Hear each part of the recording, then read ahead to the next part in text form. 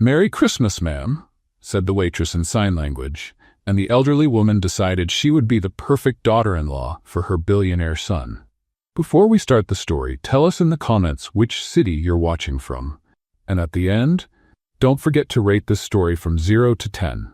Enjoy the story.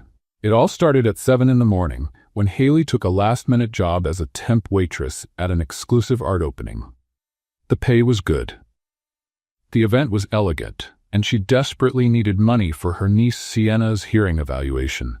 What no one mentioned was that the uniform included high heels, borrowed shoes clearly designed by someone who hated humanity and wanted to see it suffer.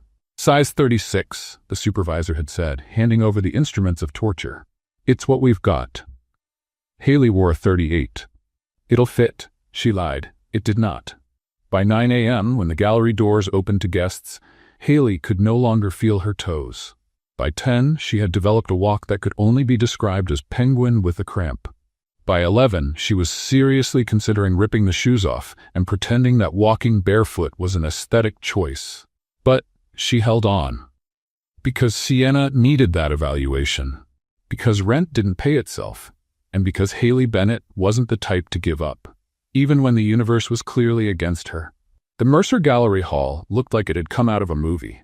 The kind of movie where rich people talk about things no one understands, while holding champagne flutes as if they were natural extensions of their hands. Ceilings with frescoes, crystal chandeliers, paintings that cost more than apartments. And people, lots of people, who looked right through Haley as if she were part of the decor. "Waitress! More champagne. Waitress! These canapes are cold. Waitress! Can you hold my purse while I take a photo?" Haley smiled at everyone. That professional smile she had perfected over years of working events. The smile that said, "Of course, ma'am," when her mind screamed, "I have a name, you know?" Invisible. That's how she felt. A ghost in a black uniform with destroyed feet. At one point, she stopped in front of a painting to catch her breath. It was a huge canvas, all red, with a single white dot in the center. Just that. Red and a dot. A gentleman with round glasses sighed beside her, visibly moved. Impressive, isn't it? The way the artist deconstructed the concept of existence through chromatic emptiness. Haley looked at the painting, looked at the gentleman, looked at the painting again. "It's very red," she offered. The gentleman stared at her as if she had spat on the floor. Haley fled with her tray before he could go on explaining why a white dot was worth $200,000. It was at 11:43. She remembered the time because she had just checked how long was left until the end of the event, that everything happened. Haley was crossing the main hall, tray balanced high, when her left heel decided it was time to rebel. Her ankle gave out. The tray wobbled. And at the exact moment when 12 breaded shrimp began their trajectory toward the suit of a man who looked very important and very expensive, Haley made a decision. She dove. Literally. In slow motion, or at least that's how it felt to her, Haley launched forward, catching the tray before the shrimp hit the target, but completely sacrificing any chance of staying on her feet. The marble floor was cold and hard and humiliating. "Oh my God, are you okay?" Haley looked up. A young woman in a blue dress was watching her with genuine concern. "Perfectly fine," Haley answered from the floor, tray still held high like an Olympic waitress. "I'm just checking the quality of the marble. Italian, if I'm not mistaken." The young woman blinked, confused. Haley stood up as fast as her protesting knees allowed, straightened her uniform, and smiled as if nothing had happened. "Excuse me," and she walked away. Or rather, limped away with determination. It was during her strategic escape toward the kitchen that Haley saw the gold card fall. An elegant, elderly lady, queenly posture, pearl necklace, gray hair, and a flawless bun, had let something slip from the pocket of her coat. The card floated to the floor, landing a few steps from Haley. She bent to pick it up, this time with extreme care, because one more fall and she would need a doctor. "Ma'am?" "Nothing." "Excuse me, ma'am?" The elderly lady kept her back turned, observing a painting on the wall. Haley tried louder. "Ma'am?" A nearby woman looked at her with disapproval, as if Haley were shouting in a library. But the older woman did not turn around. And then Haley realized it. The way she tilted her head, the small hearing aid in her right ear, the eyes that looked for lips to read instead of sounds to hear. Haley's heart tightened. She knew that look. She saw it every day in Siena. Without thinking, she walked around and moved into the woman's line of sight. With gentle movements, the same ones she used with her niece since she was a baby, Haley signed in sign language. "Excuse me. You dropped this." The older woman's eyes widened. Haley held out the golden card and added, "Still signing," with a gentle smile. "Merry Christmas, ma'am." Miranda Mercer did not remember the last time she had cried. Maybe at her husband's funeral 15 years ago. Maybe when Ethan graduated from college. Maybe never. Because Mercers did not cry. Mercers faced things. Mercers overcame. Mercers made other people cry in negotiations. But there, in the middle of her own gallery, in front of a waitress with scraped knees and a sincere smile, Miranda felt her eyes sting. In the last 8 months, since her hearing began to fail, she had become invisible in a different way. People shouted at her as if she were foolish. They spoke slowly as if she were a child. Or they simply stopped including her, because it was easier. No one had tried to communicate with her. Not really. "Thank you," Miranda whispered, her voice tight. The waitress just smiled and waved before walking away, disappearing among the guests as if she had not just changed someone's life. Miranda stood still, holding the golden card, feeling something she had not felt in a long time. Hope. "Mom?" Ethan Mercer approached carefully. 37 years old, a billionaire, head of the Mercer Foundation, and completely unable to understand why his mother seemed to be having an emotional experience in the middle of the art opening. Miranda Mercer did not have emotional experiences. Miranda Mercer caused emotional experiences in others. "Are you crying?" "Do not be ridiculous." Miranda straightened her posture at once. "It is allergies." "Allergies to what?" "To your many questions." Ethan looked toward where his mother was staring. He saw only a waitress walking away. Brown hair, black uniform, the walk of someone whose shoes were hurting a lot. "Who is she?" Miranda smiled. That smile. The smile of someone who had just had an idea that would change the lives of everyone around. No one important. But her eyes were shining. Her eyes said, "I found the perfect daughter-in-law for you, my son, and you have no idea what is coming." In the kitchen, Haley set down the tray and finally breathed. "What happened to you?" Carlos, another waiter, stared at her. "You look like you survived a war." "These shoes," Haley groaned, leaning against the counter. "These awful shoes. At least you did not fall in front of anyone important." Haley thought about the fall. About the man in the expensive suit. About the elegant older woman. "Yes," she lied. "At least that." 2 more hours. She only had to survive 2 more hours. What Haley did not know, what she could not imagine in a million years, was that on the other side of that wall, one of the most powerful women in Savannah was planning her future. Miranda Mercer had decided that that waitress would be her daughter-in-law. And when Miranda Mercer decided something, the universe had better be ready. Miranda Mercer did not chase people. People chased Miranda Mercer.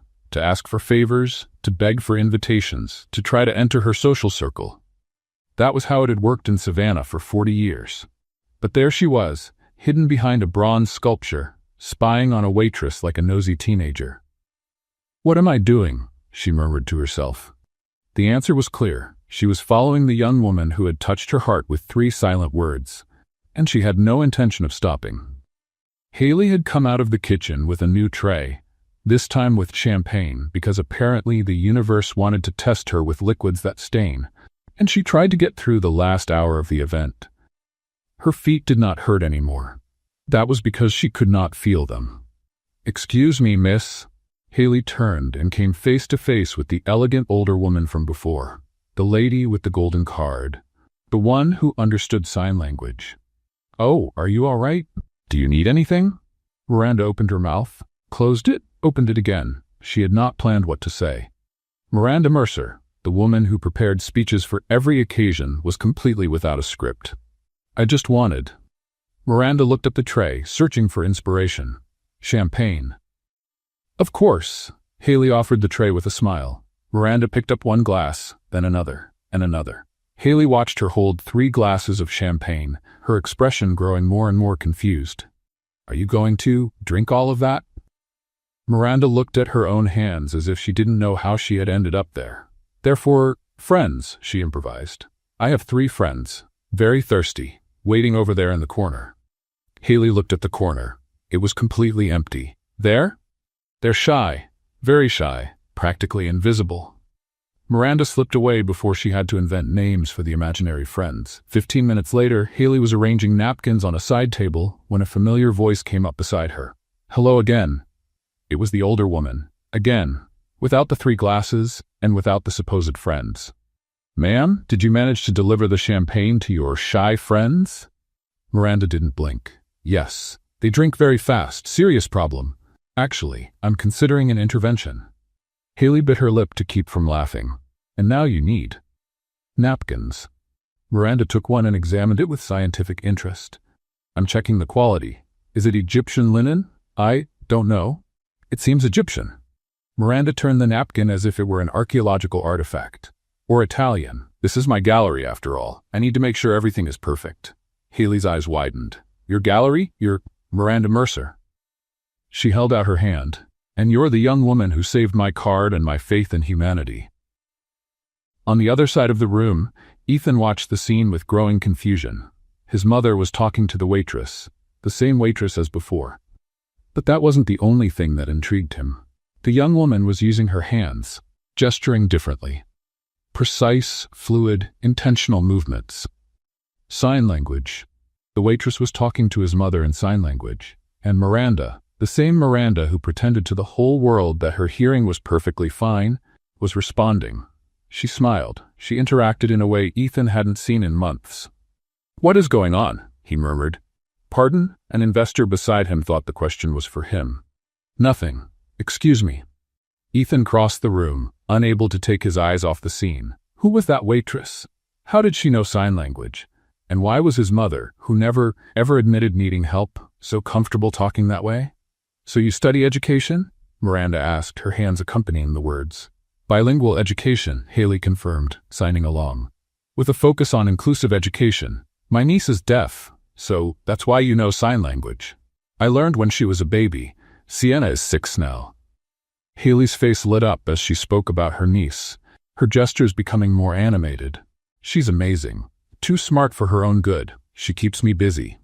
Miranda felt something tighten in her chest. There was a young woman who worked as a waitress, studied education, and still cared for a deaf niece, without complaining, without asking for anything, just doing what needed to be done. When was the last time Miranda had met someone like that? She sounds wonderful, Miranda said softly, signing the words. She is. She's my whole world. And in that moment, Miranda was absolutely certain that young woman was special. Mom? Ethan's voice cut in. He had arrived with his best, I'm pretending this is normal smile, but his eyes were fixed on their hands. Ethan, dear, Miranda turned with suspicious enthusiasm, going back to speaking only with her voice. I was just getting to know? What's your name again, dear? Haley. Haley Bennett. Haley. Lovely name. Miranda grabbed her son's arm. Ethan, Haley studies education. Isn't that fascinating? Fascinating, he repeated, looking from his mother to Haley. Were you talking in sign language? Yes, Haley answered naturally. Your mother is very good, by the way.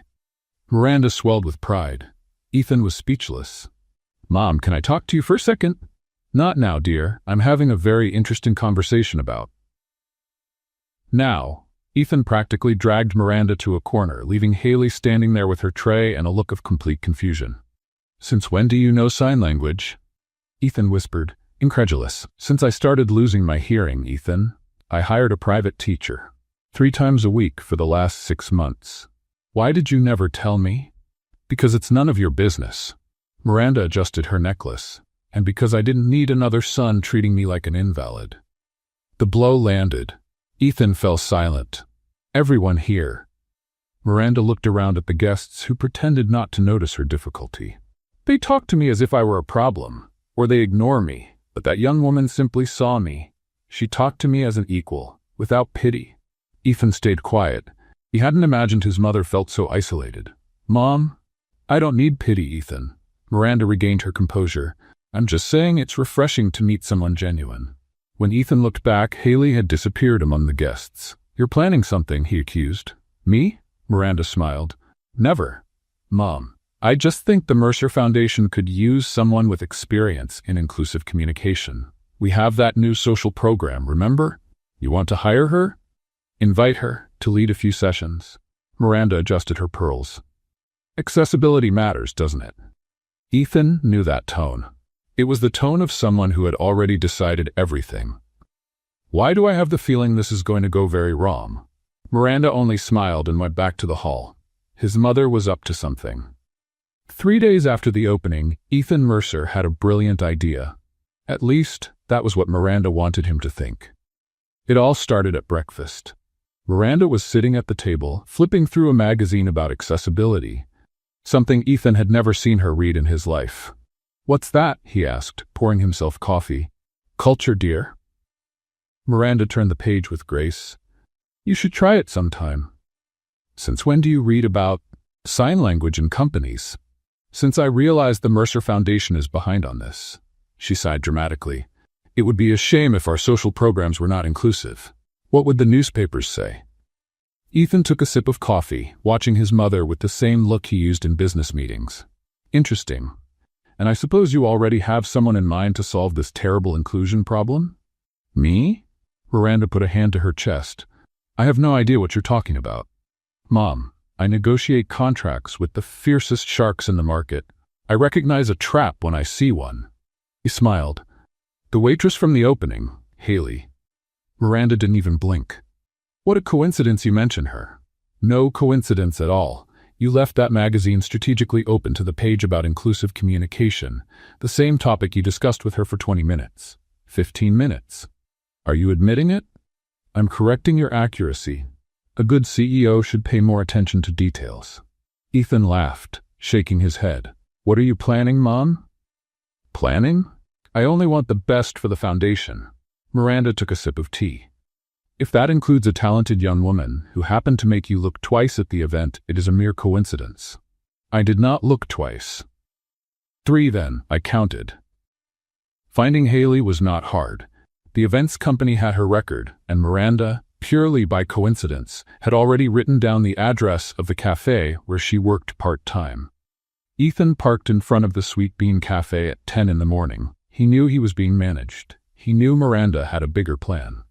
But the truth was the waitress had stirred his curiosity. Someone who treated his mother like a person, not like a check. That was rare, and Ethan Mercer recognized value when he saw it. "Let's see where this goes," he murmured, getting out of the car.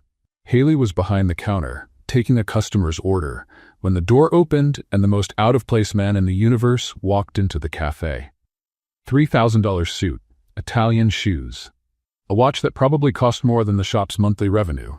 He looked around, assessing the place like someone evaluating an acquisition. "Can I help you?" Haley asked, wary. "Coffee, please." "What kind?" "Strong, no fuss." "Americano, then." "Perfect." Haley made the coffee, watching him out of the corner of her eye. He stood with a confident posture, but was clearly out of his natural habitat. "That will be $4. Ethan handed over a $100 bill. "Keep the change." "That's a $96 tip. Consider it an investment." "An investment in what exactly?" Ethan smiled. She was direct. He liked that. "I'm Ethan Mercer. We met at the opening. You spoke with my mother." Haley's face closed at once. "The lady with 3 glasses of champagne and the invisible friends." Ethan raised an eyebrow. "I'll pretend I understood that reference." "That's better. Go on." "The Mercer Foundation is developing an accessibility program. We need someone to lead sign language sessions." He looked at her directly. "You are qualified, and my mother clearly approves." "Your mother followed me around the hall pretending to check napkins." "That sounds exactly like something she would do." "Aren't you going to defend her?" "Why? You're right." Haley folded her arms, studying him. "Why me? There are hundreds of qualified professionals in Savannah." "Probably, but you impressed Miranda Mercer. And believe me, that does not happen often." "So I'm being hired because your mother liked me?" "You're being invited because you're competent. The fact that my mother approves is only a bonus." Ethan tilted his head. "Or a warning, depending on your point of view." Haley almost smiled. "Almost. And you? What do you get out of it?" "A functional inclusion program. And maybe my mother will stop leaving strategic magazines on the breakfast table." "She did that? Page 42. marked with a pink sticky note. This time Haley laughed. "I need to think," she said at last. "Fair. Here." Ethan handed over a card. "My direct number. No secretary, no filter." He was almost at the door when Haley spoke. "Why does your mother care so much about this?" Ethan stopped. The question deserved an honest answer. "Because she's losing her hearing. And you were the first person in months who treated her normally." He turned. "My mother built an empire. She's faced everything. But this is breaking her little by little, and she would never admit it." Haley stayed quiet. "You made her truly smile," Ethan went on. "I hadn't seen that in a long time." He left before the conversation got too heavy.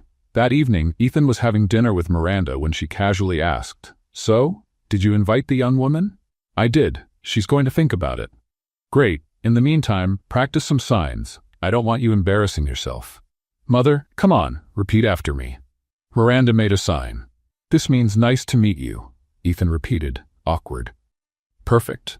Now this one." She made another sign. Ethan copied it. "Wonderful, you're a natural student." What Ethan didn't know was that the first sign meant, "Your hair looks like a bird's nest." And the second, "I collect porcelain dolls." Miranda sipped her tea, hiding her smile. Some lessons her son needed to learn on his own. 2 days later, Haley called. "I accept, but I have one condition." "Say it." "My niece, Sienna, she needs a hearing evaluation I can't afford. If the foundation can help?" "Done." Silence. "Just like that?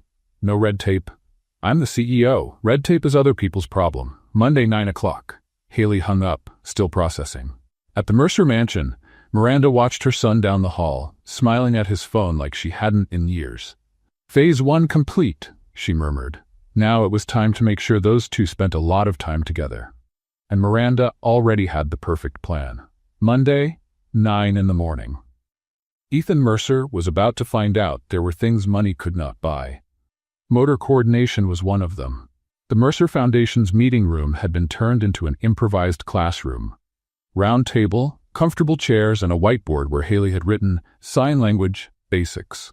Ethan looked at the board like someone facing a contract in Mandarin. "Relax," Haley said, arranging some materials. "It's not that hard. I speak 4 languages."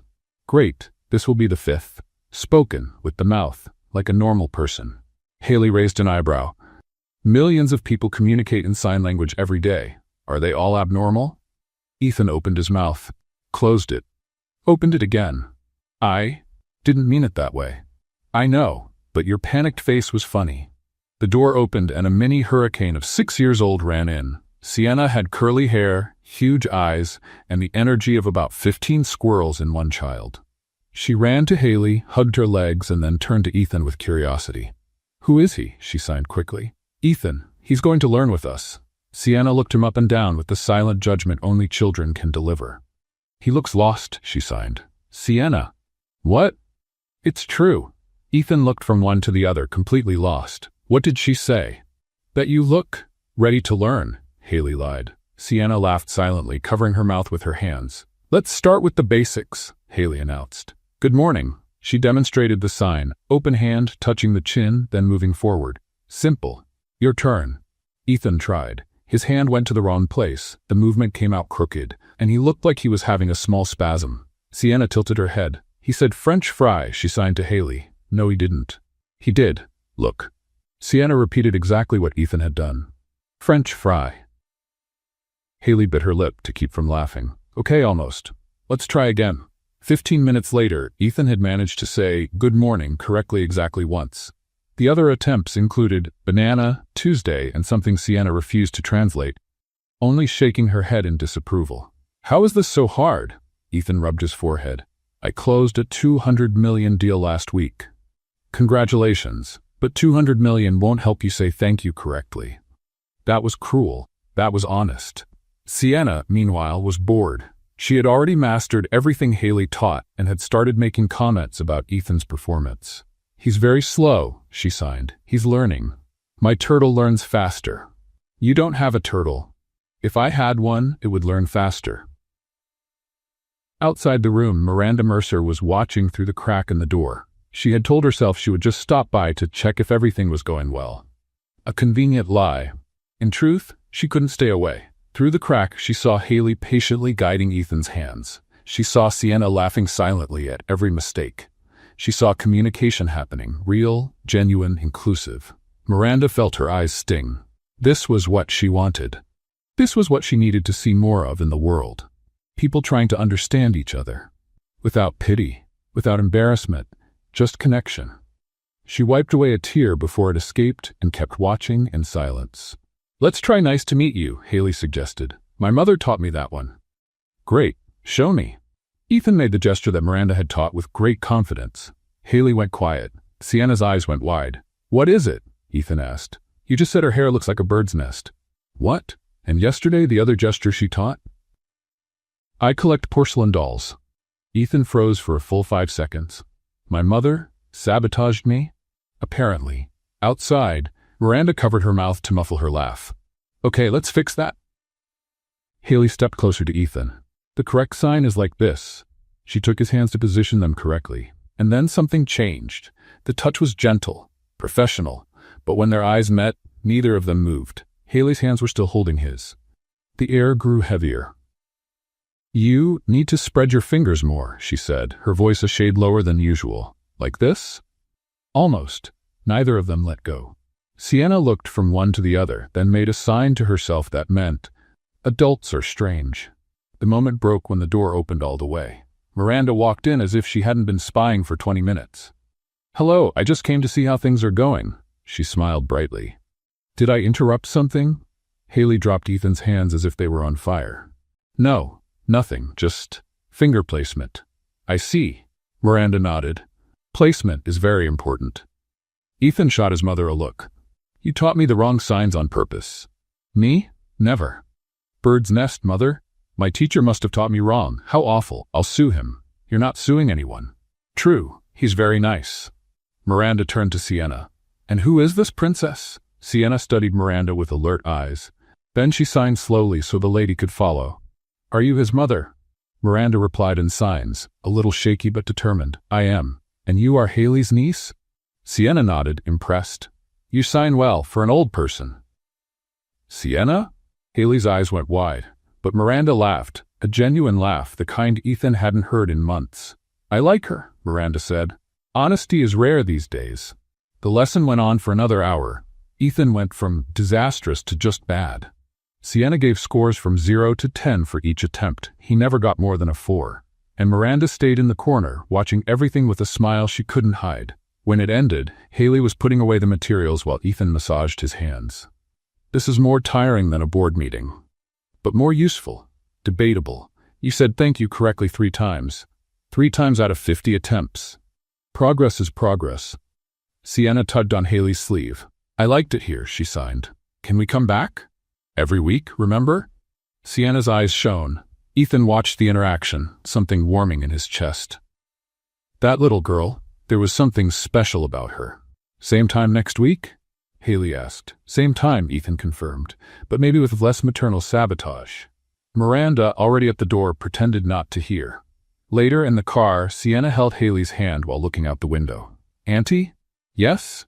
"The man in the suit, he looks at you differently." Haley choked. "Different how?" "Like the prince looks at the princess in movies." "Sienna, that's... And you look at him like that too." Haley opened her mouth to deny it. But she couldn't. Because deep down, she knew that her 6-year-old niece had just seen something she was trying very hard to ignore. Miranda Mercer did not believe in coincidences.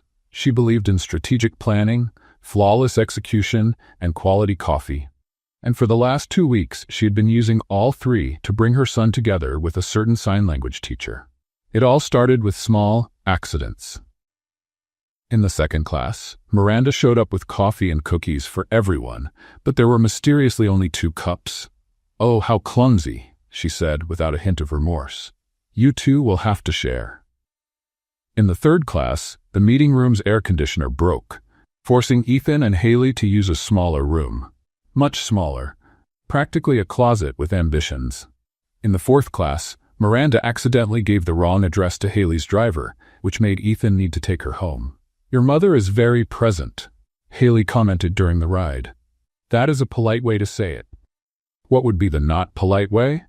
"Compulsive manipulator with Cupid tendencies?" Haley laughed. I was going to say intensely involved. You are too polite. But the masterstroke came in the 5th week. The Mercer Foundation occupied a historic building from 1842 with restored rooms that were usually closed to the public. Miranda, however, had the keys to everything. "Haley, dear," she intercepted the young woman in the hallway after class. "You need to see the historical room. It is simply magnificent. I really should get going." "Nonsense. It is 5 minutes. Ethan, go with her. You know the history better than I do."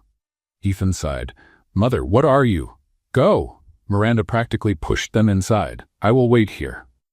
The historical room was, in fact, impressive. Walls with mahogany panels, old portraits, 19th century furniture. Haley turned slowly, taking in every detail. "Wow, this is amazing. It was my great-grandfather's office. He started the foundation in 1923.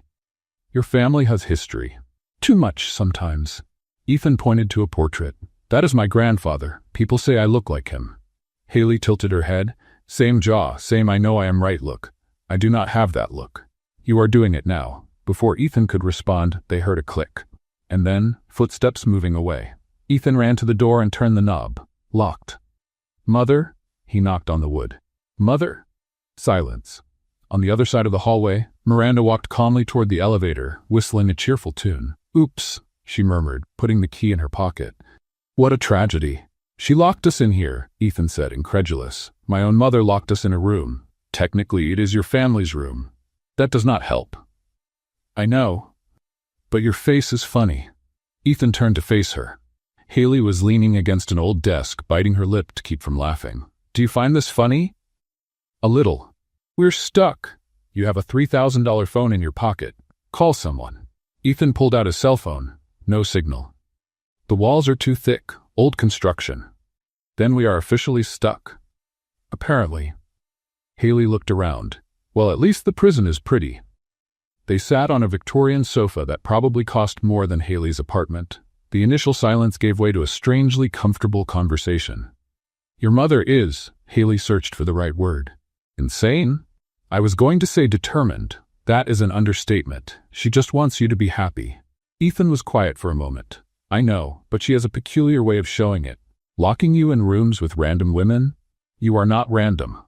The words came out before Ethan could stop them. The air changed. Haley looked at him. "I am not?" "No. You are." He hesitated. "Different." "Different how?" "I have not figured it out yet, but I want to find out." Their eyes met. The distance on the sofa felt smaller than before. Haley felt her heart race. This was dangerous. She was starting to get attached to a billionaire, with a mother who clearly had plans. "Ethan, yes, your mother is trying to set us up, I know. And you are letting her?" "Apparently." "Why?" He smiled, a genuine smile, without the CEO armor, "because maybe she is not completely wrong." 40 minutes later, the door finally opened. Miranda appeared with a perfectly rehearsed look of surprise. "My goodness, you're still here? The door must have jammed. How awful." "Mother, the key is in your pocket." "How observant you are, dear. You locked us in on purpose." "What a terrible accusation." Miranda turned to Haley. "Dear, would you like some tea? You must be traumatized." "Actually, it was interesting." Miranda's eyes shone. "Was it?" "Mother," Ethan warned. "What, can I not be interested in the well-being of my guests?" Later, while Ethan took a work call, Miranda pulled Haley into a corner. "May I be honest with you?" Haley nodded, cautious. "I know I seem like a meddling old woman." "You are not." "I am, and I do not mind." Miranda sighed. "But I have my reasons." She looked at her son through the glass window. "My husband passed away 15 years ago. Since then, it's just Ethan and me. And now," she discreetly touched the hearing aid. "Now I'm losing one more thing." Haley felt her chest tighten. "Mrs. Mercer." "Miranda. Call me Miranda." The matriarch pulled herself together. "I'm afraid of growing old alone, but I'm even more afraid that Ethan will be alone. He works too much, smiles too little, doesn't let anyone in. And you think I think you make him smile for real, and that's rare." Miranda held Haley's hand. "I'm not asking you to fall in love with him. I'm just asking you to give it a chance." Haley looked at Ethan, who was gesturing animatedly on the phone, completely unaware of the conversation. What if it doesn't work? What if it does? When Haley left that night, her head was a mess. Miranda was intimidating, and sweet, and manipulative, and genuine, all at the same time. And Ethan was a problem. A problem with brown eyes, a rare smile, and hands she couldn't forget since that touch in the first class. Her phone buzzed. A message from an unknown number. Sorry for the temporary arrest. Dinner tomorrow? As an apology. Just the two of us. Without my mother, I promise. Ethan. Haley stared at the screen for a long moment. A voice in her head screamed to refuse. It was too risky, worlds too different. But another voice, one that sounded suspiciously like Miranda, whispered, "What if it works?" She typed the answer before she could change her mind. "Only if you can say good morning correctly in signs." The reply came in seconds. "Challenge accepted, but if I say French fries, you still have to go." Haley laughed to herself in the car. She was in trouble. And for the first time in a long time, she didn't mind at all. Ethan was already at the restaurant when Haley arrived. Sitting at a table with a view of the Savannah River, checking his watch as if time were a late employee. "You got here early," she said. 20 minutes. Strategic preparation. That has a name. It's called anxiety. In the corporate world, we call it proactive anticipation. Did you just make that up? Totally. Haley laughed and sat down. So, she rested her chin on her hand. Did you practice? All week. Show me. Ethan took a deep breath, focused, and signed with the concentration of a surgeon in a delicate operation. Haley watched. And? He asked. First try, good night. Second, I like cheese. Third, good morning, perfect. 2 mistakes in 3 tries. I'm getting better. Statistically, yes. I'll put that on my resume. Dinner flowed like a conversation between old friends. Ethan told her about the time Miranda made him wear a tuxedo at 12 to learn to carry himself like a mercer. Haley told him about Sienna convincing the whole class that she was the daughter of a European princess. She's 6 and already convinces people better than I do, Haley said. Bright future in politics, or in sales, or in world domination. That's an option too. Over dessert, Ethan asked, Is the flirting working? Haley pretended to evaluate. 7 out of 10. Did it go up a point since the start of the evening? You got the right dessert fork? Impressive for a billionaire. I practice. When they left the restaurant, Haley was floating. The world felt lighter, more colorful, more possible. She should have been suspicious. Good things never lasted. A week later, Ethan invited her to the launch cocktail for the Foundation's accessibility program. You're part of the project, he said. You should be there. As an employee? As my guest. Ethan, please. Haley hesitated, but she ended up accepting. The next day, she went shopping. Alone, because taking Sienna to a dress store was a guarantee of comments that were a bit too honest. She spent 2 hours trying on options, too short, too long, too bright, too plain, too I'm trying too hard, too I'm not trying hard enough. Then she found the dress. Navy blue, flowing fabric, a discreet low back. Elegant without being over the top, sophisticated without looking like a costume. The kind of dress that said, I belong here. Even if she didn't believe it, it cost half a paycheck. Haley swallowed hard, handed over the card, and prayed she wouldn't regret it. On the night of the event, she got ready with obsessive care. Hair down in soft waves, light makeup, just enough to bring out her eyes. Small silver earrings that had belonged to her mother. High heels that she already regretted before leaving the house. When she looked in the mirror, she barely recognized herself. Wow. Sienna stood in the bedroom doorway, eyes wide. You look like a princess, Auntie. Haley smiled, her heart tightening. You think so? Like the ones in the movies. Sienna tilted her head. The guy in the suit is going to be left speechless. Sienna? What? It's true. Haley laughed, adjusting her dress one last time.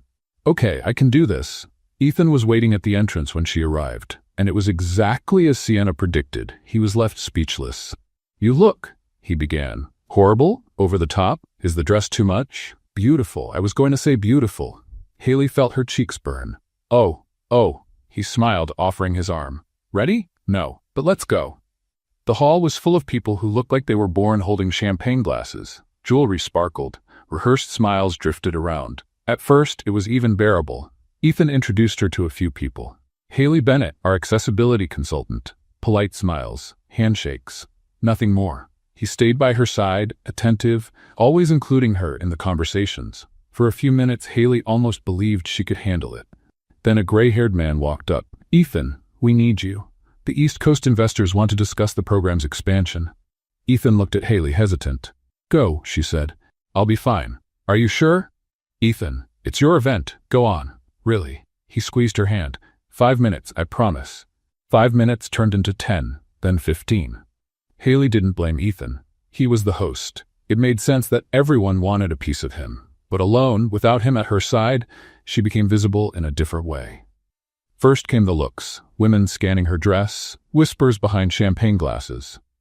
A blonde woman approached, glass in hand, sharp smile. You're Ethan's date, right? The sign language teacher? That's right. How interesting. The woman looked her over. Where are you from, dear? From Savannah. And your family is? Just me and my niece. The silence said more than any words. Ah, well, enjoy the party. It must be a different experience for you. The whispers followed her like shadows. Who is she again? The sign language teacher. She was a waitress, from what I heard. A waitress? And she's here as Ethan's guest? She's pretty sure, but clearly not from our circle. In the restroom, she locked herself in a stall. Then she heard voices coming in. Did you see her dress? It probably cost a month's salary. Poor thing. She's trying so hard. Ethan's just having fun. It will pass soon. Imagine a waitress in the Mercer family? Laughter. Footsteps fading. Haley stood still, hands trembling. When she came out, Ethan was in the hallway. There you are. He stopped when he saw her face. What happened? Nothing. I'm just tired. Who said something to you? She didn't answer. Ethan took a deep breath, his jaw tight. I'm sorry, I shouldn't have left you alone. You had obligations. You're more important than any obligation. He took her hand. Let's get out of here. Ethan, Haley stopped him. I just want to go home. Let me take you. No, you need to stay. Haley, please. The request came out more broken than she intended. The car arrived in 5 minutes. Ethan walked her to the exit. Are you sure you don't want me to come with you? I'm sure. Haley forced a smile. Go on. Give your speech. He sighed, defeated. Can we talk tomorrow? Sure. It was a lie, and maybe he knew it. In the car, Haley leaned her head against the window. One tear fell, then another. She didn't wipe them away. At home, she took off her shoes and sat on the bed still wearing the dress that cost half a paycheck. The dress that wasn't enough. Her phone buzzed. Did you get home okay? Yes, thank you. Another message. Even with everything, you look beautiful tonight. The most real person in that whole hall. Haley read it 3 times. She didn't reply. Because she already knew what she had to do. If she wanted to protect her own heart, she needed to step back. Before it was too late. Years of serving at events had taught her how to become invisible when needed. But avoiding a stubborn billionaire who had her number, her address, and a mother with private detective tendencies? That was a new challenge. Ethan's first message came the day after the reception. Good morning. How are you? Haley stared at the phone for 5 minutes. She typed 3 different replies, deleted them all. She only answered, fine. Busy here. We'll talk later. They didn't talk. On Monday, she sent a formal email to the foundation. Dear all, due to academic commitments, I will need to reschedule this week's sessions. Sincerely, Haley Bennett. Ethan called 15 minutes later. She didn't answer. He texted, academic commitments? You know you have my number, right? She replied, sorry, busy week. Sienna has the flu. A lie. Sienna was perfectly healthy and at that very moment trying to teach the neighbor's cat to do little soccer kicks. On Wednesday, Ethan tried again. Is Sienna better? Still a bit sick? I can send a private doctor. No need. Then can I bring soup? No, I mean thank you, but there's no need. She's allergic to soup. Haley stared at the message she had just sent. Allergic to soup. She had just said her niece was allergic to soup. Allergic to soup? Ethan replied. It's rare, very rare, a genetic condition. Haley put the phone down and covered her face with her hands. She was the worst liar in the world. At the Mercer mansion, Ethan stared at his phone like it was an unsolvable riddle. Allergic to soup? He murmured. Is that even a thing? He did what any confused man would do. He searched on Google. No relevant results. Then he did the second thing any confused man would do. He looked for help. Unfortunately, the help available was Gerald, the 68-year-old butler who had worked for the Mercers since before Ethan was born. Gerald, can I ask you a question? Of course, sir. When a woman says she's busy but she's clearly not busy and starts making up excuses that get more and more absurd. What does that mean? Gerald considered the question with a philosopher's seriousness. In my experience, sir, it means she wants you to go after her. Really? Or that she wants distance. One of the two. That doesn't help, Gerald. Women are complex, sir. It's part of the charm. By Friday, Ethan was desperate. He had sent 7 messages. 2 were ignored. 3 got one-word answers, 1 got a thumbs-up emoji, and the last one, a joke about French fries, was seen and not answered. Seen and not answered. It was the modern equivalent of a slap in the face. "Mother," he said at breakfast, "I need advice." Miranda looked up from the newspaper. "About what?" "Women. That's vague. One specific woman." "Haley. How do you know?" "Dear, you've had a lost puppy face for 5 days. I don't need to be a genius." Ethan sighed. "She's avoiding me, and I don't know what I did." Miranda folded the newspaper calmly. "What happened at the cocktail party?" "Nothing. I mean, she left early, said she was tired." "And you believed that?" Shouldn't I have believed it?" Miranda looked at him with a mix of tenderness and despair. "Ethan, my son, you're brilliant in business, but in relationships, you are completely blind. Thanks for the support. It's not criticism, it's a diagnosis." Miranda knew exactly what had happened. She had heard the whispers at the cocktail party, seen the looks, noticed how Haley kept getting smaller as the night went on. But she also knew she couldn't interfere. Not this time. "What do I do?" Ethan asked. "Go talk to her. She doesn't answer my messages." "Then go in person.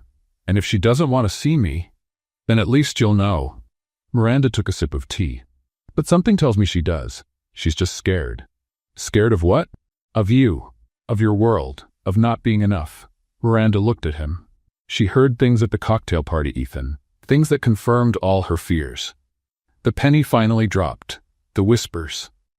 The whispers. That afternoon, Ethan showed up at the Sweet Bean Cafe. Haley was behind the counter when the doorbell rang. She looked up, saw who it was, and almost dropped the coffee pitcher. "What are you doing?" "I came to have coffee." "You don't drink coffee." "Today I do." "Ethan, an Americano, please. Simple and straightforward. It's what you recommended the first time, remember?" She remembered. She remembered every detail of that day. With slightly shaky hands, she made the coffee and set it on the counter. "That's $4. He handed her a 20. "Keep the change." "Ethan, that's a tip of $16. I know math." Silence. "Can we talk?" he asked. "I'm working." "When do you get off?" "Late. I'll wait." "Ethan?" "Haley." He looked at her. "You've been avoiding me for a week. You made up that Sienna is allergic to soup, and you didn't answer my French fry joke, which, by the way, was very good." It was reasonable. It was excellent. Despite everything, Haley felt the corner of her mouth lift. "Please," he said, softer. "Just tell me what I did wrong." She looked around. The cafe was almost empty. "You didn't do anything wrong." "Then why are you running from me?" "I'm not allergic to soup, Haley." She closed her eyes. "Because that cocktail party reminded me of reality." "What reality?" "That I don't belong in your world. That those people look at me and see a waitress in a costume. That no matter how hard I try, I'll never be enough." Her voice shook. "And I like you, Ethan, more than I should, and that scares me. Because when you realize they're right, they're not right." "You don't know that." "I do." He leaned over the counter. "Because I like you too. More than I should, and I don't care what those people think. But I care." The silence between them grew heavy. "So that's it?" Ethan asked. "You're going to give up because of people who mean nothing?" "It's not just that, it's everything. We're from different worlds. Different worlds can meet, or they can collide." Ethan took a deep breath.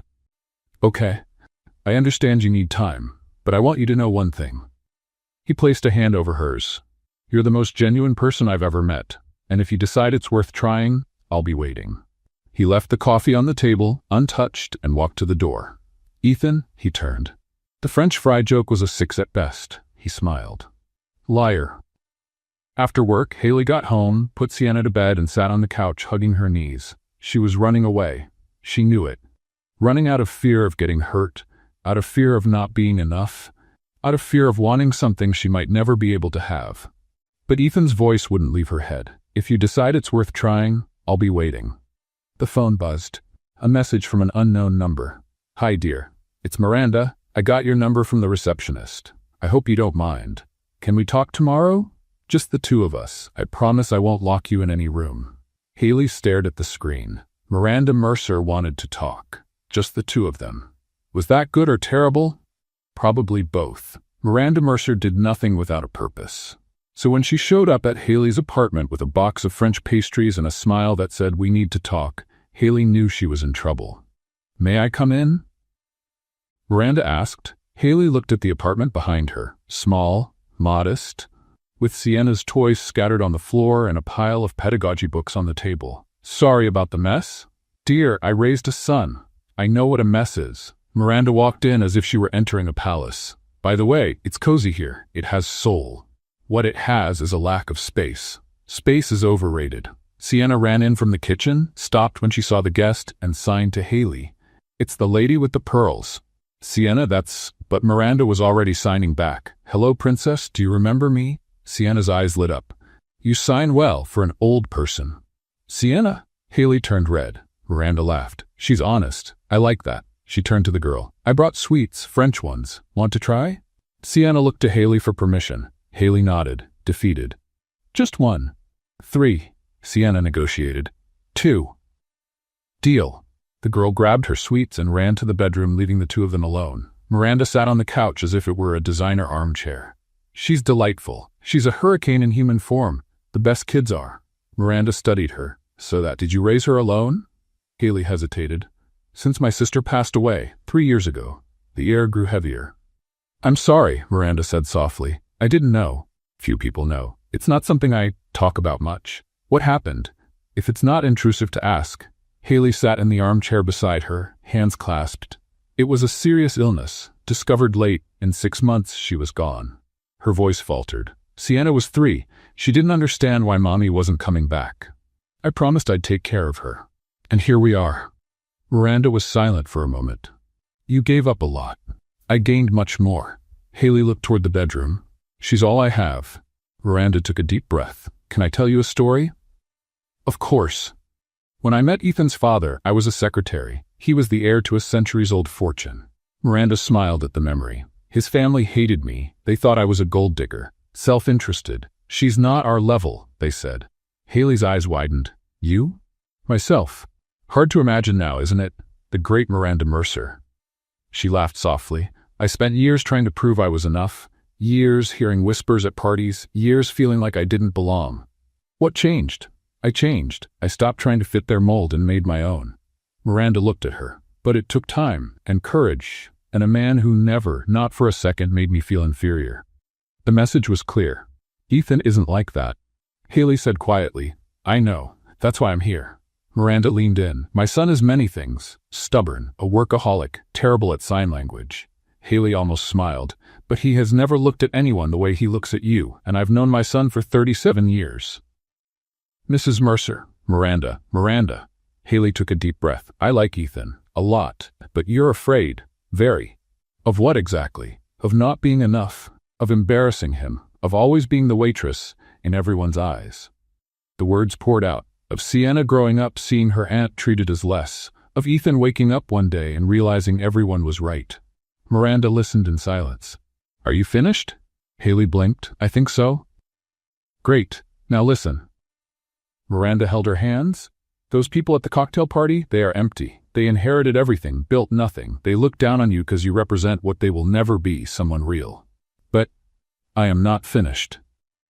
Miranda squeezed her hands. "You raised a child on your own while working and studying. You learned an entire language out of love. You made my son smile in a way I had not seen in years. And you still think you are not enough?" Haley felt her eyes sting. "You do not understand." "I understand more than you think." Miranda let go of her hands and stood up. "I am not here to convince you of anything. The decision is yours. But do not make that decision based on fear. Make it based on what you want." The doorbell rang. Haley frowned. "I did not." Miranda smiled, adjusting her pearl necklace. "Oh, it must be Ethan. I told him to come pick me up." "What? Oops, I forgot to mention." Miranda walked to the door. "What a lovely coincidence." "Miranda?" But she was already opening the door. Ethan was standing in the hallway, clearly not sure what to expect. "Mother, what are you?" He saw Haley. "Hi." Awkward silence. Miranda picked up her purse. Well, I will get going. Haley, dear, the desserts are yours. Ethan, dear, behave. She turned at the door. Oh, and I am taking Sienna out for ice cream. You have 1 hour. Mother, but Miranda was already walking toward Sienna's room, leaving the two of them alone. I swear I did not know she was going to do this, Ethan said. I know, she is unpredictable. That is the understatement of the year. Another silence. May I come in? He asked. Haley hesitated. Then she stepped to the side. Ethan looked around the apartment. Small but cozy. Photos of Sienna on the walls, stacks of books. A life built with effort. It is nice here. You do not have to lie. I am not lying. He turned to her. Haley, what did my mother say? A lot. About me. About her. About how it was before she was the great Miranda Mercer. Haley crossed her arms. She was also not enough for your father's family. Ethan sighed. She never told me that. Maybe because you never needed to hear it. He stepped closer. Haley, I need you to be honest with me. Totally honest. No excuses about soup. She almost laughed. That was pathetic. It was creative, but pathetic. He held her gaze. Why are you running? The silence stretched. Then Haley decided to be honest. For the first time, because I am terrified. The words came out weaker than she wanted. Of not being enough. Of you one day realizing everyone was right. Of falling in love and then having the ground pulled out from under me. Haley, I have already lost a lot, Ethan. My sister. My stability. My sense of safety. A tear slipped out. Sienna is all I have, and I promised myself I would never again put myself in a position to lose something important. And am I important? The question hung in the air. More than I wanted you to be, she admitted. Ethan took another step. Want to know a secret? What? I am terrified too. Haley blinked. You? Of what? Of not being enough. He gave a humorless laugh. It sounds ridiculous, does it not? The billionaire afraid of not being enough. A little, but it is true. My father was brilliant. He built an empire. Everyone expects me to be the same. And sometimes, he hesitated. Sometimes I walk into meetings and I'm sure they're going to find out I am a fraud, that I inherited everything but deserve nothing. Ethan. And do you know when I do not feel that way? He looked at her. When I am with you, because you do not look at me and see the CEO or the wealth or the Mercer name, you look at me and see me. Just me.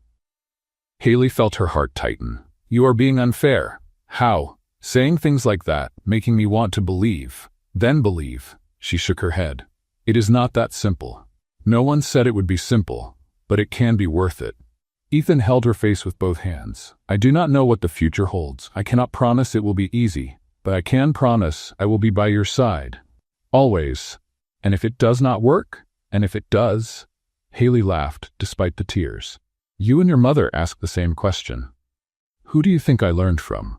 From the hallway, voices approached. Auntie.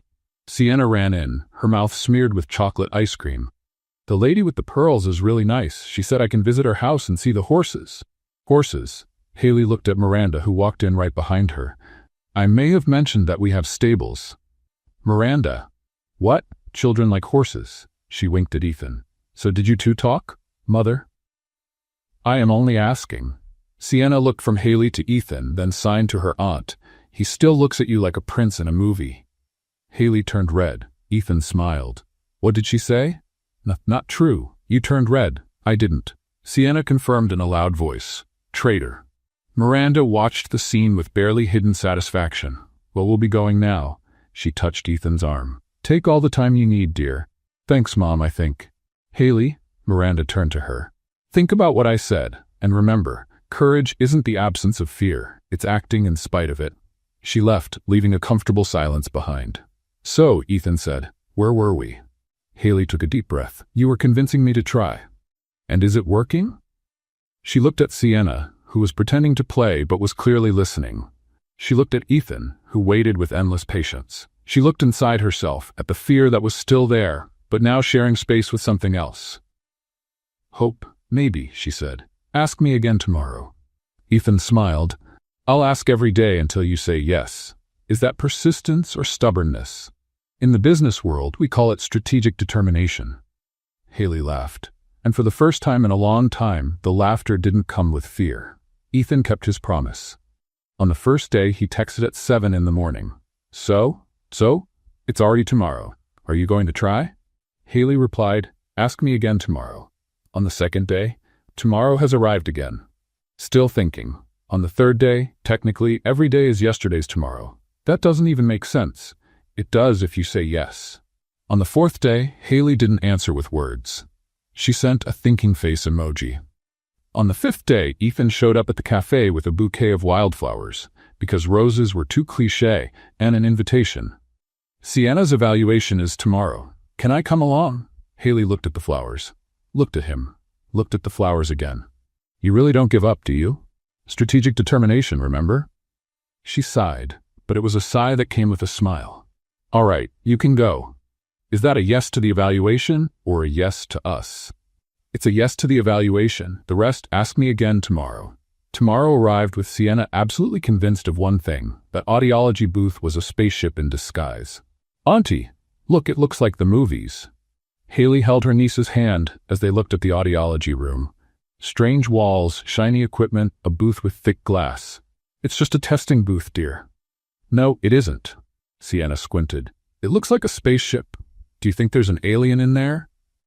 There's no alien. Did you go check? Sienna. What if there is, Auntie? Ethan arrived 2 minutes early with 2 cups of hot chocolate and a nervous smile. I brought reinforcements, he said, handing Haley a cup. You didn't have to come. I wanted to come. Sienna tugged on Haley's sleeve and whispered very loudly, because 6-year-olds don't know how to whisper. Auntie, the handsome man brought chocolate. Haley turned red. Ethan pretended not to hear, but his smile gave him away. Do you want chocolate too, Sienna? I do, but Auntie said I can't have too much sugar. She made a strategic pause. But today is a special day, right, Auntie? Haley sighed. Half a cup. Big half or small half? Sienna? Okay. The audiologist appeared, a woman with gray hair and a warm smile named Dr. Patterson. Sienna Bennett? That's me. The girl raised her hand, bouncing in place. Ready for the test? Is it in the spaceship? Dr. Patterson looked at Haley. She thinks the booth is a spaceship, Haley explained. Ah, the doctor smiled and crouched to be at Sienna's level. You know, you're right. This booth is very special. Sienna's eyes shone. I knew it, Auntie, I told you. Inside the booth, Sienna sat in the chair and spun 3 times before Haley could stop her. When you hear a little sound, raise your hand, okay? Dr. Patterson explained through the microphone. Like a game? That's right. Yay, I'm good at games. Sienna adjusted the huge headphones on her small head. Auntie, they look like elephant ears. Outside, Haley bit her lip to keep from laughing. Is she always like this? Ethan asked. Always. The test began. Haley watched through the glass. Her fingers intertwined so tightly her knuckles were white. Every time Sienna raised her hand, her heart jumped. Every time she didn't, it sank. Ethan noticed. Hey, he put his hand over hers. It's going to be okay. You don't know that? No? But I'm choosing to believe. Is that optimism or stubbornness? A bit of both. Inside the booth, Sienna raised her hand with exaggerated enthusiasm each time she heard something. At one point, she raised both hands.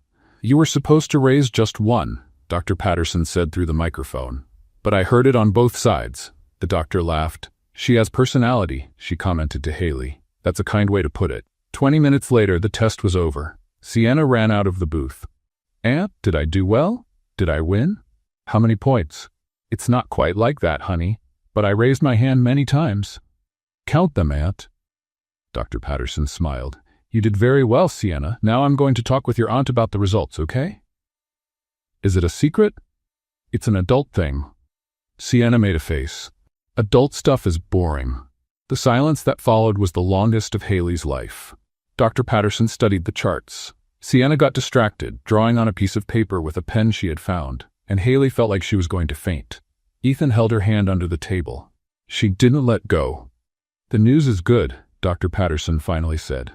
Haley forgot how to breathe. Good? Sienna is an excellent candidate for next-generation hearing aids. With the right model, she will hear much better. How much better? Normal conversations, television, music. Her quality of life will improve a lot. Haley felt the tears before she realized she was crying. Auntie? Sienna dropped the drawing, worried. Why are you crying? Did I do something wrong? No, my love. Haley pulled her into a tight hug. You did everything right, exactly right. Then why are you crying? Because I'm happy. Sienna looked confused. Do adults cry when they're happy? Sometimes. That's strange. I know. Ethan watched the scene, his chest tight in a good way. Dr. Patterson, he said, what's the best device available? Well, there are several options. The best one. Haley lifted her head. Ethan, you don't need to. It's covered by the foundation. It was part of the agreement. He looked at Sienna, who was now showing her drawing to the doctor. She deserves the best. On the way out of the clinic, Sienna walked between them, holding a hand from each. Auntie? Yes? When I get the new device, will I hear everything? Almost everything, my love. And will I hear birds singing? You will. And music.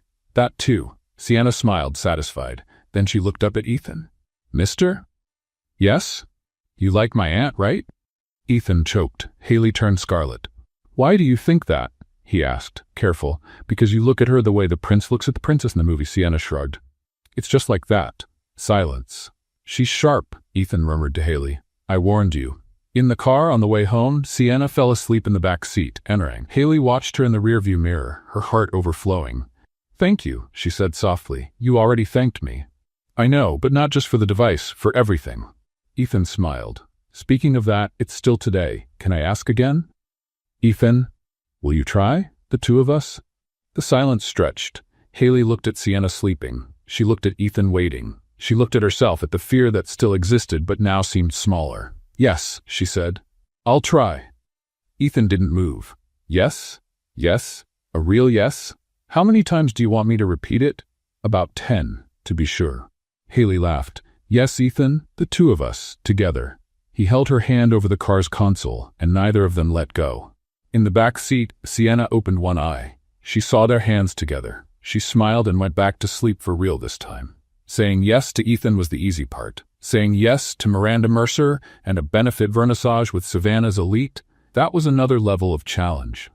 The invitation came 3 weeks after Sienna's evaluation, delivered in person by Miranda, who showed up at Haley's apartment with a gold envelope and that smile that didn't accept no as an answer. The Mercer Foundation's annual benefit vernissage, Miranda announced. And you, my dear, are officially invited. Haley looked at the envelope as if it were a summons. As a guest? As my son's date. Miranda, I don't know if... Wonderful. I'll pick you up Saturday so we can choose the dress. Wait, I didn't say. 10 in the morning. Be ready. And she left before Haley could protest. Does she do that all the time? Haley asked Ethan on the phone that night. Do what? Completely ignore it when someone tries to refuse something. Oh, that. Ethan laughed. Yes. It's her superpower. Ethan, I don't know if I can go to this event. Silence on the other end. Because of the reception? Haley closed her eyes. The memories still hurt. The whispers. The looks. The feeling of being an intruder in a world that wasn't hers. What if it's the same? It won't be. You can't guarantee that. No, he admitted, but this time I won't leave your side for even a second. Ethan, listen, you don't have to go if you don't want to. I understand, truly. His voice grew softer, but I would love to have you there, by my side, as my partner. Haley's heart tightened. Let me think. Of course, but tell my mother, because she's probably already reserving the whole store. Saturday, 10 in the morning. Miranda showed up right on time. Have you thought about it? She asked as soon as Haley opened the door. I'm still thinking. Great. Think while you try on dresses. Miranda, the car is waiting. The store was the kind of place Haley had never stepped into in her life. Huge mirrors, crystal chandeliers, and dresses that probably cost more than her yearly rent. This one. Miranda pointed to a bright red dress. Try it on. It's very red. Red is power. Red is everyone look at me. Exactly. Haley tried it on. She came out of the fitting room feeling like a traffic sign. Miranda tilted her head. No, it looks like you're going to direct traffic. That's what I said. The second dress was light pink. Looks like a flower girl, Miranda vetoed. The third was black with sequins. Looks like an upside-down Christmas tree. The fourth was beige. Looks like you gave up on living. Miranda. What? Honesty is a virtue. By the 15th dress, Haley was ready to give up. Maybe this is a sign, she said from the fitting room. Maybe I shouldn't go. Miranda sighed. Dear, come out of there. Haley came out, still in the green dress that looked like a hotel curtain, according to Miranda. The matriarch led her to a couch and sat beside her. Can I tell you something? Sure. At my first vernissage as a Mercer wife, I wore the wrong dress. Haley blinked. Really? Very real. It was purple, with ruffles. I looked like an eggplant at a debutante ball. Haley tried not to laugh. She failed. And you know what happened? Miranda went on.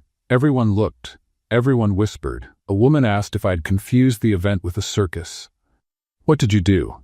I cried in the bathroom for 20 minutes. Miranda smiled at the memory. Then I dried my tears, went back to the hall, and danced all night with my husband. And the whispers? They kept going, for years, until one day they stopped. She held Haley's hand. Do you know why? Why? Because I stopped caring. And when you stop giving power to other people's opinions, they lose their strength. Haley was quiet for a moment. And what if I can't stop caring? Then you fake it until you can. That's what all of us do at the beginning. Do you still fake it? Miranda laughed. Dear, after 40 years, I genuinely don't care anymore. But it took time.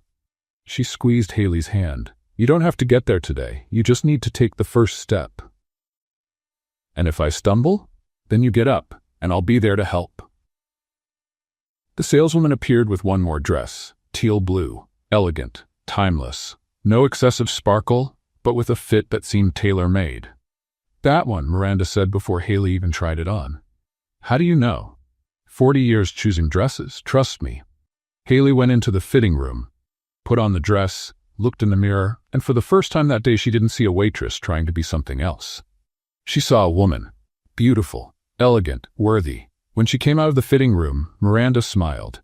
Perfect. You think so? I know. Miranda stood and adjusted a strap on the dress. My son will forget how to breathe when he sees you. Haley laughed, her cheeks flushing. So, does that mean you're going? Miranda asked. The question hung in the air. Haley thought of the cocktail party, the whispers, the fear.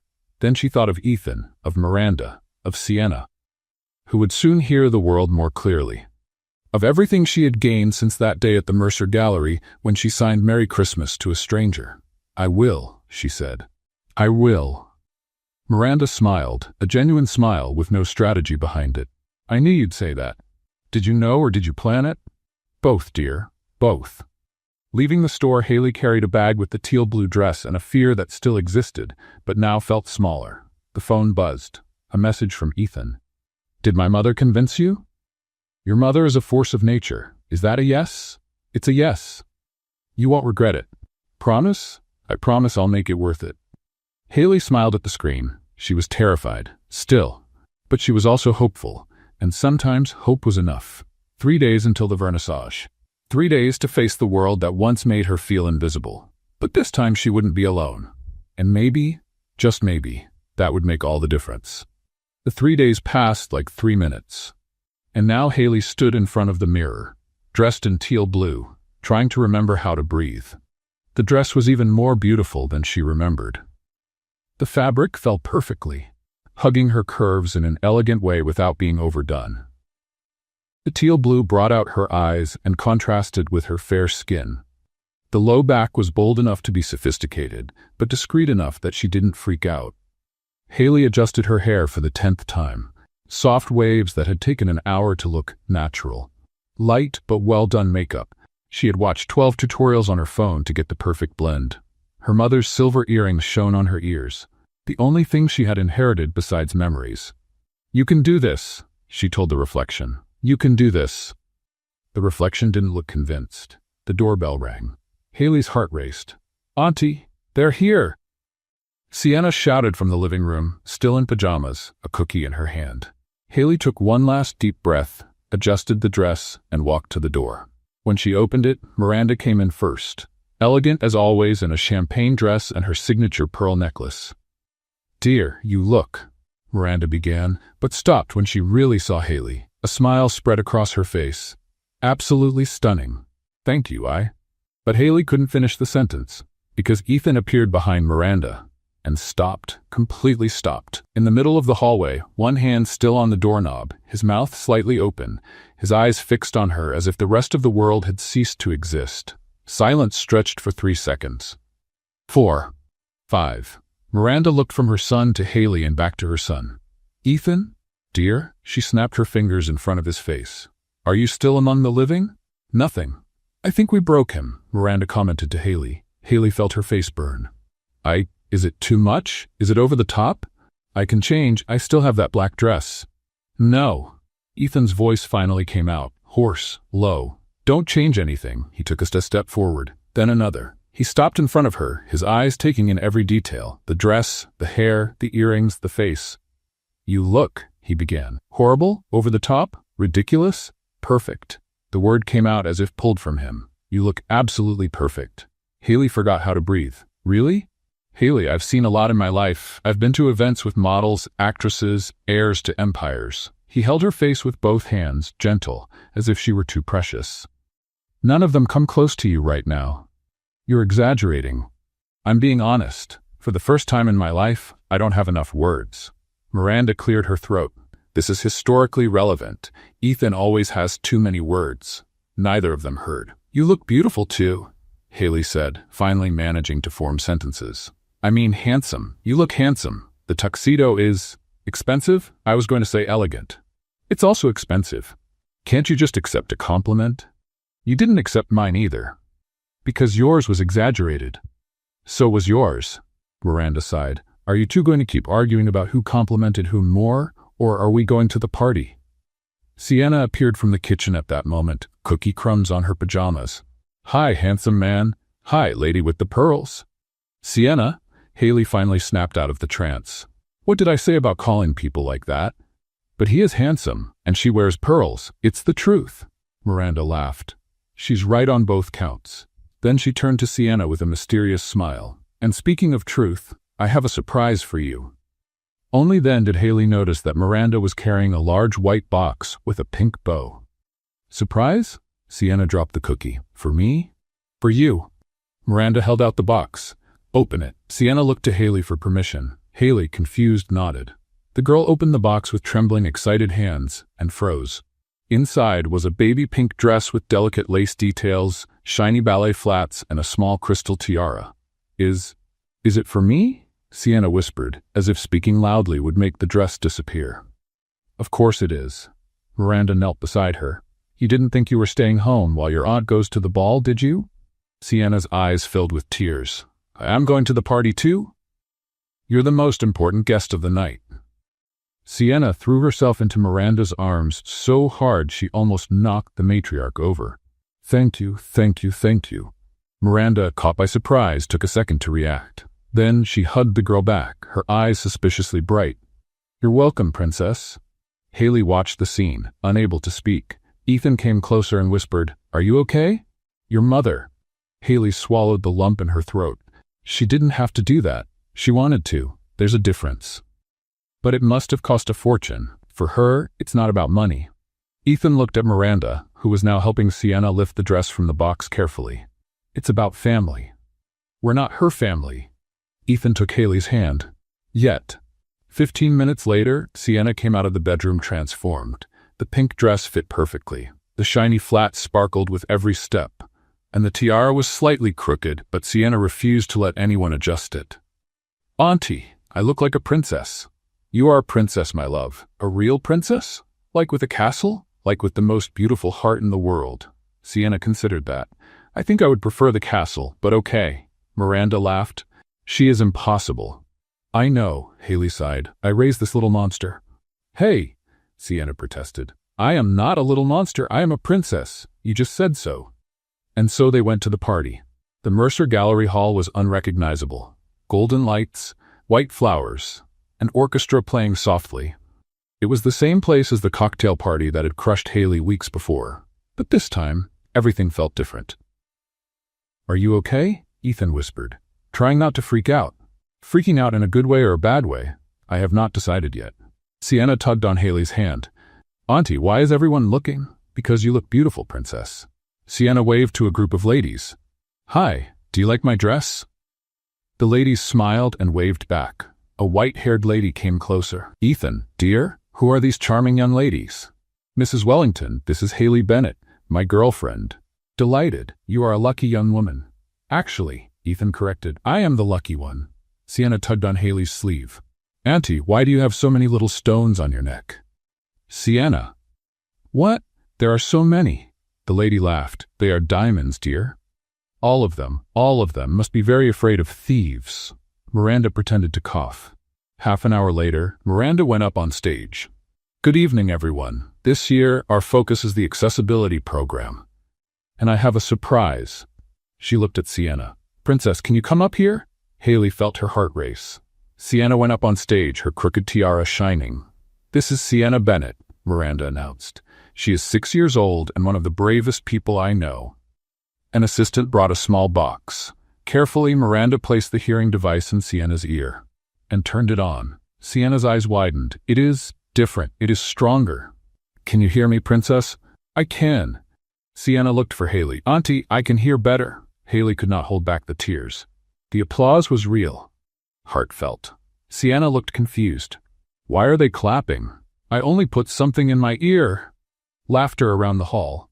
Adults are strange, she concluded. After that, the night flowed like a dream. Ethan did not leave Haley's side.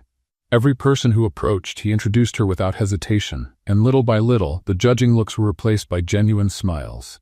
Sienna became the star of the party. She danced with Miranda, ate more canapés than she should, and charmed every person who crossed her path. At one point, the orchestra played a waltz. Dance with me? Ethan held out his hand. I do not know how to dance a waltz. I do not either. Let us pretend together. Haley laughed and accepted. They danced, awkward, laughing at their own mistakes, completely oblivious to the rest of the hall. Are you happy? He asked. Very. She rested her head on his shoulder. Thank you for this. For what? For making me feel like I belong here. You belong. You always have. Near midnight, Miranda came over. It is getting late, and the princess is already falling asleep. Sienna was sitting in a chair, eyes closing, the tiara finally tipping to the side. I will call a car, Haley said. Nonsense. Miranda waved. You are going to sleep at the mansion. I already prepared rooms. Miranda, you do not need to. I insist. Sienna is exhausted. You are too, and I am not letting you cross the city at this hour. Haley looked at Ethan. He smiled. There is no point arguing. When she decides something, I heard that, Miranda said.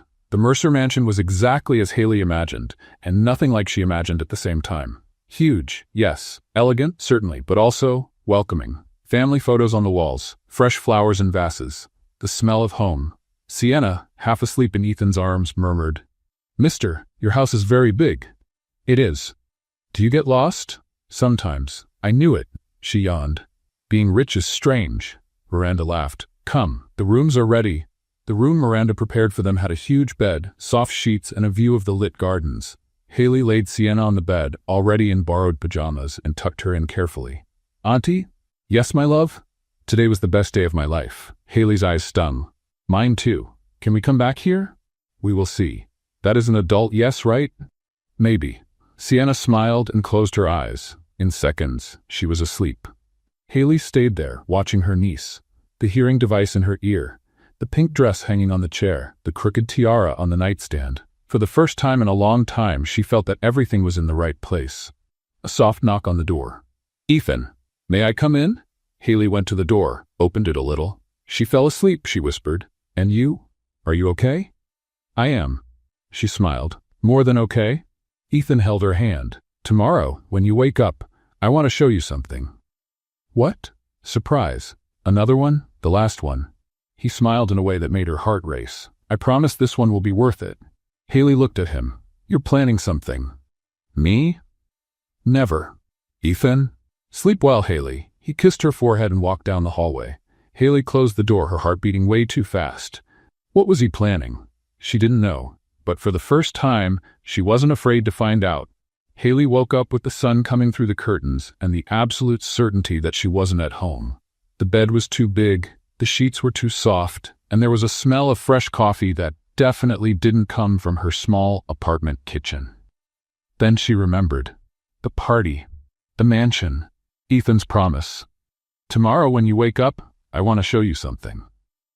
Sienna was still asleep beside her, sprawled across the bed like a starfish, mouth slightly open, the hearing aid shining on her ear. Haley smiled and got up slowly so she wouldn't wake her. That's when she noticed the closet door was slightly open. Curious, she opened it all the way. And stopped. The closet, which was the size of her bedroom at home, was full of clothes. Dresses, blouses, pants, shoes, all new, all in her size, and on the smaller side, children's clothes. Little dresses, little shoes, hair bows, all in Sienna's size. A note was hanging on a hanger, "For my favorite girls to enjoy the day. Choose whatever you like. With love, Miranda." Haley felt her eyes sting. That woman was impossible. "Auntie!" Sienna's shout almost made her drop the hanger. "What is all this?" Sienna had woken up, seen the closet, and was now standing in the doorway as if she had found a treasure. "They're clothes, sweetheart. For us, apparently. All of them?" "They're—" "Sienna, no need to shout." But it was too late. Sienna had already dived into the closet like a small pink tornado, pulling out dresses and shoes with wild enthusiasm. "Auntie, look at this one and this one and this one." "Sienna, slow down. There are hair bows. There's a pink bow." Haley sighed. It was too early for this level of energy. Half an hour later, they went downstairs for breakfast. Haley had chosen a simple white cotton dress. Sienna wore a yellow dress with sunflowers and three bows in her hair. "Don't you think that's too many bows?" Haley had asked.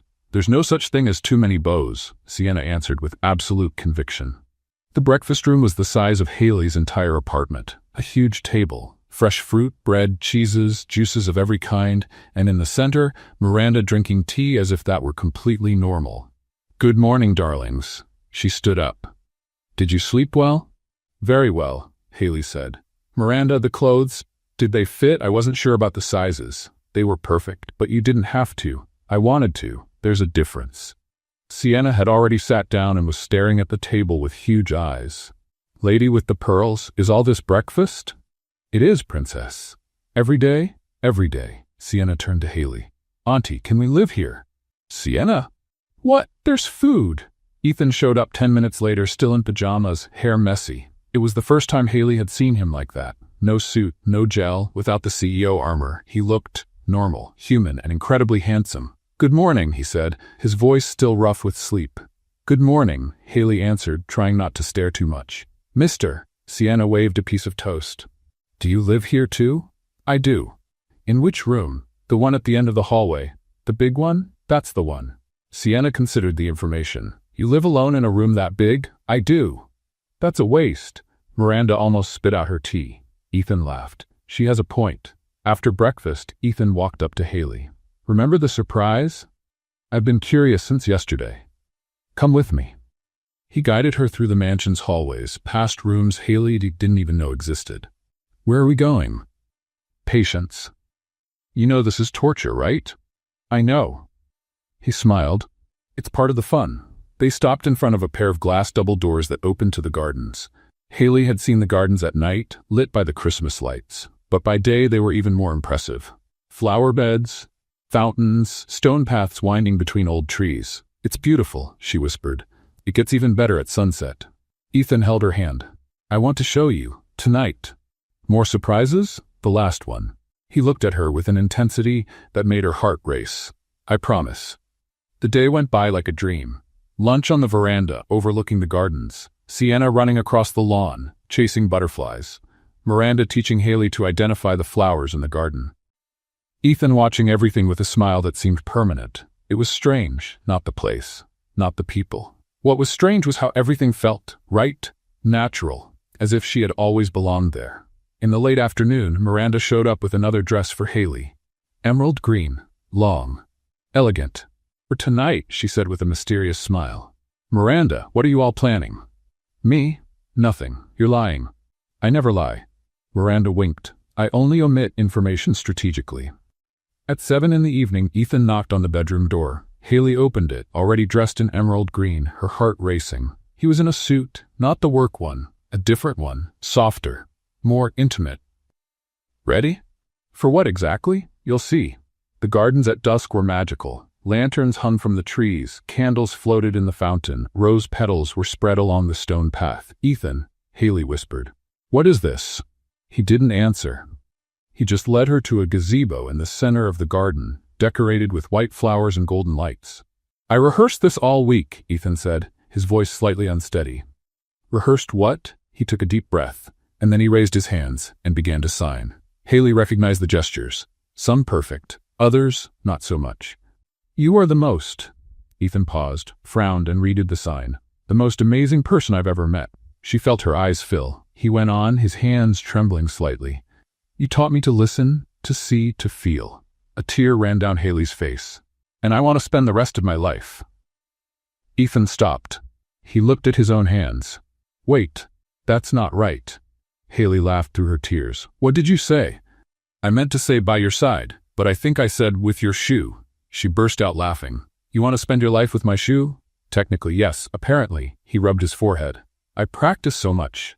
Ethan, let me try again. Ethan, I can get this right. Ethan. He stopped. Haley held his hands. I understood. He looked at her, his eyes shining. You did? You're asking me to marry you, with or without my shoe? Ethan laughed, a nervous, relieved laugh. I am. He took a little box from his pocket. Haley Bennett, will you? Yes. The voice wasn't Haley's, it was Sienna's. They both turned. Sienna was hiding behind a bush, her big eyes shining, Miranda right behind her, trying and failing to hold her back. I heard everything, Sienna shouted, running to them. She says yes, she does.